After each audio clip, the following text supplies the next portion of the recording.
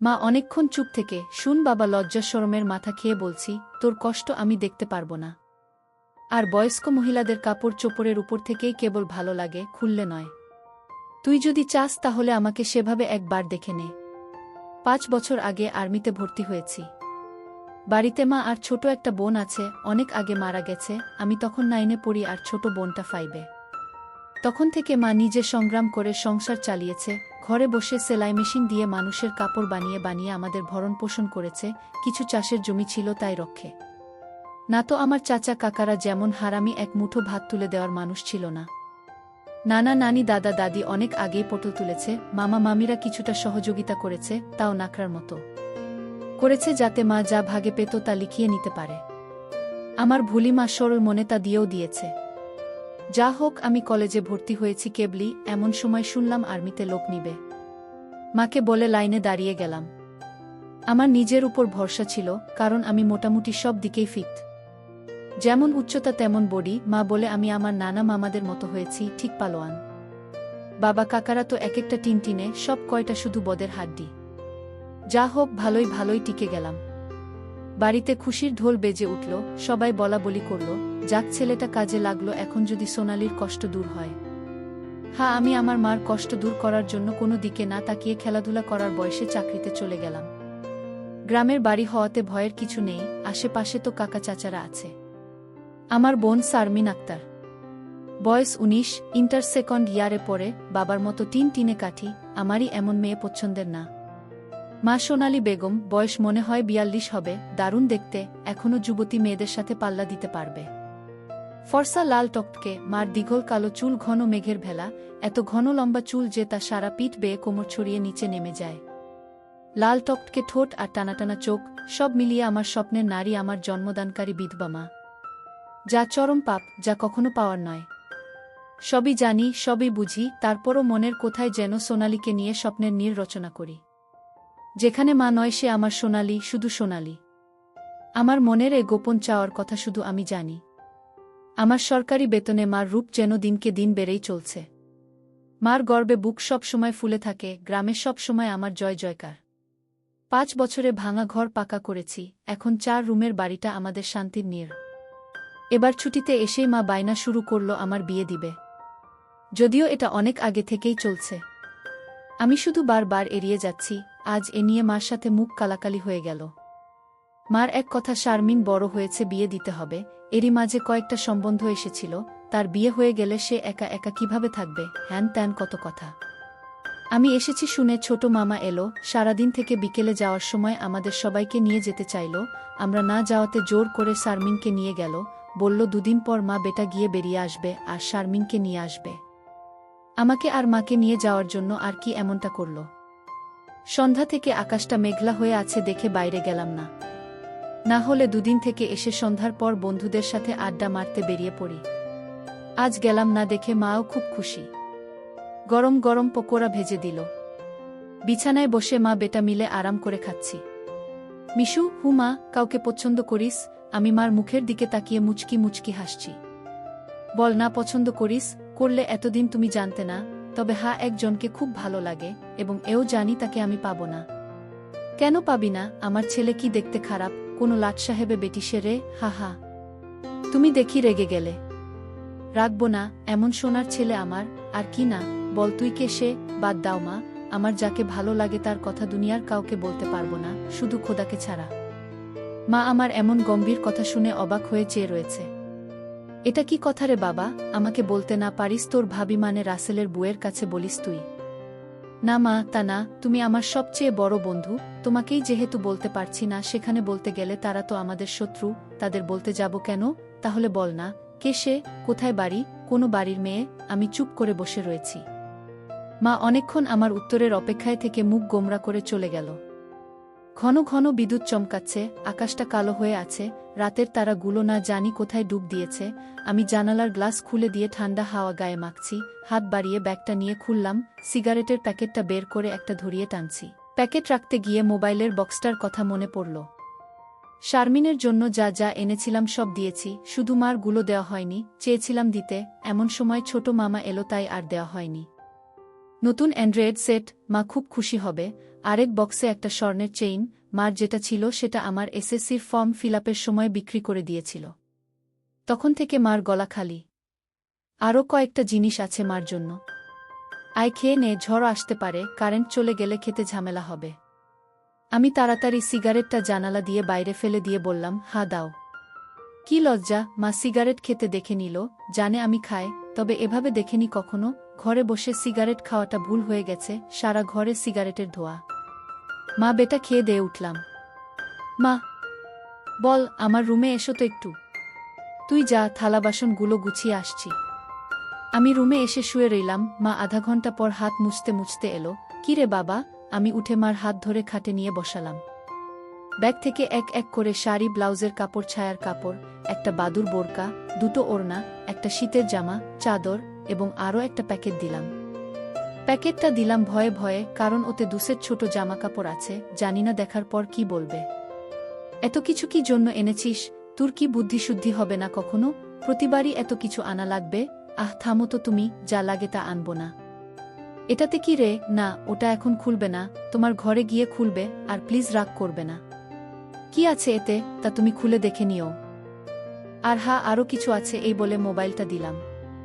একটা থাকতে আরেকটা এত দামি মোবাইল, তোমার চেয়ে কেন কিছু দামি নয় আমার কাছে, এই বলে গালে একটা হামি দিলাম। মাও আমার কপালে হামি দিল। চোখ বন্ধ করো তো। কেন রে? আহ বন্ধ করো না একটু। মা হেসে দিয়ে চোখ বন্ধ করল। আমি চেইনটা মার গলায় পরিয়ে দিলাম। এখন চোখ খুলো মা। মা চোখ খুলে স্বর্ণের চেইনটা দেখে হুহু করে কেঁদে দিল।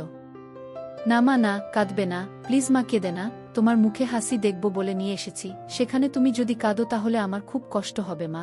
না রে বাবা, কাঁদছি না, তুই বুঝবি না এটা কিসের কান্না। খুশি হয়েছ মা? হ্যাঁ রে বাবা, অনেক খুশি হয়েছি। এই বলে মা দাঁড়িয়ে উঠে আমাকে ধরল। আমি তো কেঁপে উঠলাম। মা কখনো এভাবে আমাকে ধরেছে বলে মনে পড়ে না। ইস কি নরম, কি সুন্দর ঘ্রাণ, ও দুটো আমার বুকে পিষ্ট হচ্ছে। মা অনেকটা খাটো হওয়াতে তার মাথাটা আমার থুতনির নিচে, চুল থেকে সুবাস এসে নাকে লাগছে। নাক মুখ ডুবিয়ে দিলাম চুলে। ধীরে ধীরে আমার ওটা শক্ত হচ্ছে। মন চাচ্ছে হাত দুটো আরেকটু নিচে নিয়ে রাখি, তবে সাহস পাচ্ছি না। মা আমার যা রাগী মানুষ, ছোটবেলায় কত বেতপিটা করেছে তার হিসাব নেই। মার মুখটা দুহাত দিয়ে ধরে কপালে একটা হামি দিলাম। আর কখনো কাঁদবে না মা, আমি যেন তোমার চোখে পানি না দেখি। আচ্ছা বাবা, আর কাঁদব না। তো যাও, লাল তাঁতের শাড়িটা পরে দেখাও তো, দেখি কেমন লাগে আমার মাকে। যা পাগল, আমি বিধবা মেয়ে লোক, এমন লাল টকটকে শাড়ি পরলে মানুষে কি বলবে? কে কি বলল তাতে তোমার কি যায় আসে? আর এখানে মানুষ আসবে কোথা থেকে? মানুষের সামনে না পড়তে চাইলে পড়ো না, এখন আমাকে তো পরে দেখাও। আমার খুব মন চাইছে সাজুগুজু করে কেমন লাগে দেখতে।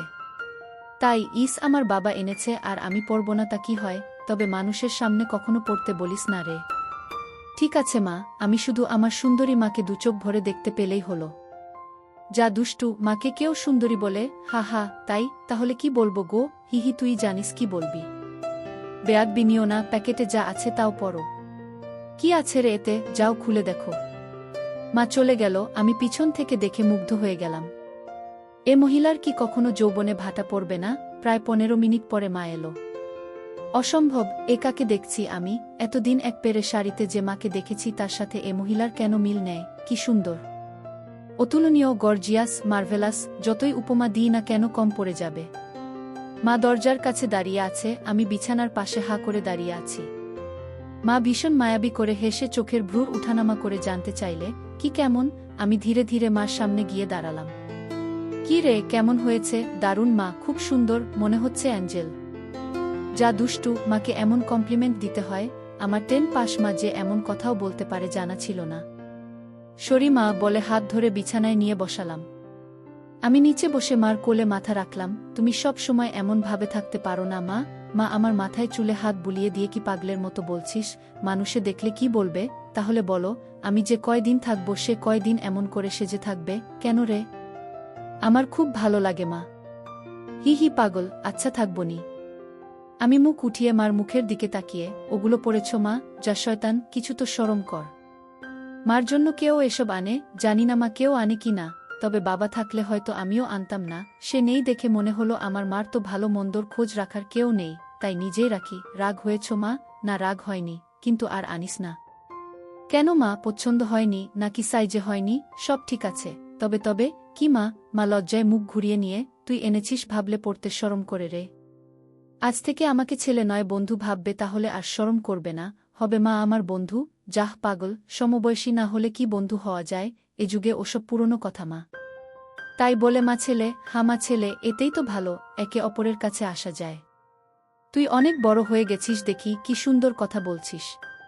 তা তো অবশ্যই, কয়দিন পর তোমার ছেলে সেকেন্ড লেফটেন্যান্ট অফিসার হবে। খুব ভালো হবে রে বাবা, খুব ভালো হবে। এমন সময় বিদ্যুৎ চলে গেল। মোবাইলটা জ্বালাতো মিশু, দেখি চার্জার বাতিটা কোথায় আছে। থাক না মা, এমন কি সুন্দর তোমার কোলে শুয়ে আছি। জানো মা, পাহাড়ি এলাকায় একা একা পোস্টে ডিউটি দেওয়ার সময় এমন স্বপ্ন রোজ দেখি। প্রতিদিন মনে হয় তোমার কোলে শুয়ে একটু যদি। ঠিক আছে, এমনই থাক, তোর যত মন চাই। ধন্যবাদ মা। হি পাগল। মা আজ আমার পাশে ঘুমাবে একটু? কেন রে, মন চাচ্ছে তোমাকে ধরে ঘুমাতে। ঠিক আছে, যা সদর দরজাটা বন্ধ করে ঘরগুলোতে ছিটকানি লাগিয়ে আয়। আমি উঠে লাফাতে লাফাতে চলে গেলাম। আজ আমার খুশি ধরে না, কিছু হলে হতেও পারে। এক জগ পানি নিয়ে এলাম সাথে করে। এসে দেখি মা শুয়ে পড়েছে। টেবিলে জগটা রেখে খাটের পাশে দাঁড়ালাম। মা দেয়ালের দিকে সরে গিয়ে আমাকে জায়গা করে দিল। বজ্রপাতের আলোতে মার মুখটা মায়াবী মায়াবী লাগছে। খোলা জানালার হিম বাতাসে আমার মনে ঝড় তুলছে। জানি না মার মনে কি চলছে। মনে হচ্ছে মা তার স্বামীকে পাশে শোয়ার জন্য জায়গা করে দিল। মা নতুন বউ, আমি তার স্বামী। দাঁড়িয়ে রইলি যে, শুবি না? শুই। মার পাশে শুয়ে পড়লাম, দুজনে মুখোমুখি। আধো অন্ধকারে দুজনে দুজনার দিকে চেয়ে আছি। ঘুমাবি না? তুমি ঘুমাও, আমার ঘুম এত তাড়াতাড়ি আসে না। তাই আয় কাছে আয়, মাথায় হাত বুলিয়ে দিচ্ছি। আমাকে আর পাই কে? একেবারে মার বুকের কাছে বুক নিয়ে গেলাম, তবে কোমরটা দূরে রাখলাম। মা একটা হাত সাইডে লম্বা করে দিল, এখানে মাথা রাখ। মা তার হাতের উপর মাথা রাখতে বলছে। আমি সহজ মনে তাই করলাম। নাকটা মার বগল থেকে ৩-৪ ইঞ্চি দূরে। ভালো মতো দেখতে না পেলেও বুঝতে পারছি যে এর বেশি দূরে নয়, কারণ ঘামের ঘ্রাণ পাচ্ছি।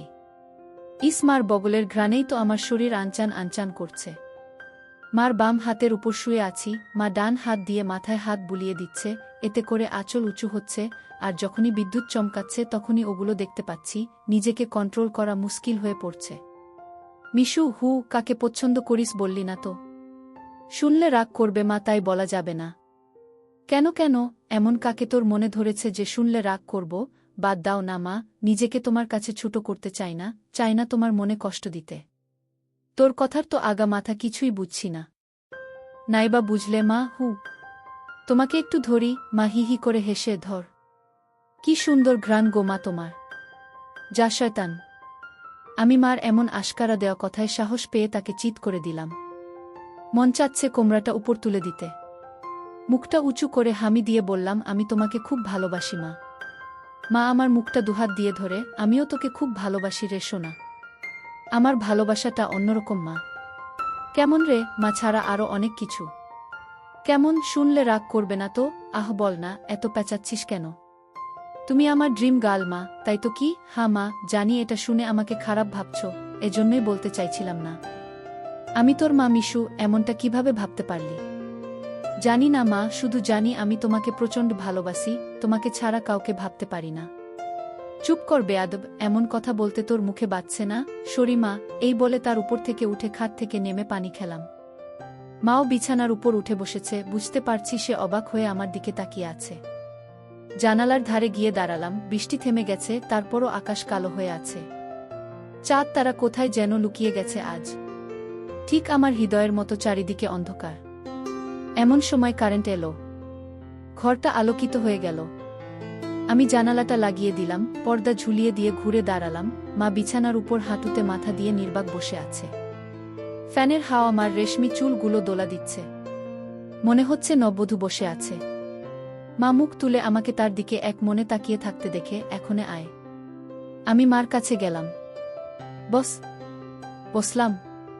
মা আমার পিঠে হাত বুলিয়ে দিয়ে বলে, এমনটা হয় না বাবা, আমার লক্ষ্মী সোনা ছেলে। আমি কিছু মনে করিনি। আমি জানি তোদের বয়সের ছেলেদের ফ্যান্টাসি হয় খালা, চাচিরা। তবে মাকে নিয়ে ফ্যান্টাসি রচনা করা একটু বেশি হয়ে যায়। সরি মা। আমার ভোলি ভালি মা যে এতটা বুঝে, এতটা পোক্ত আমার জানাই ছিল না। এত অনেক শেয়ানা। ঠিক আছে, চেষ্টা কর আমার উপর থেকে মনটা সরিয়ে অন্য দিকে নিতে, বিয়েটা করে নে, দেখবি সুন্দরী বউ পেলে মাকে ভুলে যাবি। আমি মাথা নিচু করে, পারবো না মা, প্লিজ, নিজের সাথে অনেক লড়াই করেছি, আমি ক্লান্ত মা, কিছুতেই তোমাকে মন থেকে সরাতে পারি না। কেন রে, কি এমন পাস আমার মাঝে? আমি মুখ তুলে মার মুখের দিকে তাকিয়ে, জানি না মা, শুধু জানি তুমি আমার সব, তোমার কথা চিন্তা করলেই আমার কি তোর পাগল হয়ে যায় মা। মা মুচকি হেসে, ও কিছু না, নিষিদ্ধ জিনিসের প্রতি টান একটু বেশিই হয়, আমি তো বুড়ি হয়ে গেছি, তুই যেমনটা ভাবিস তেমনটা আমি আর নেই। মার এমন কথা শুনে আমি কেঁপে উঠলাম। মা কি ইশারায় আমাকে বুঝালো যে তার জিনিসপত্র আর আগের মতো নেই, দেখলে আমার পছন্দ হবে না? দেখ বাবা, এক এক জনের এক একজনকে ভালো লাগে, তাই বলে কি তাকেই নিজের করে পেতে হবে এমন কেন কথা আছে? অন্য কেন মা হলে এসব কথা শোনার সাথে সাথে চিৎকার চেঁচামেচি করে বাড়ি মাথায় তুলত।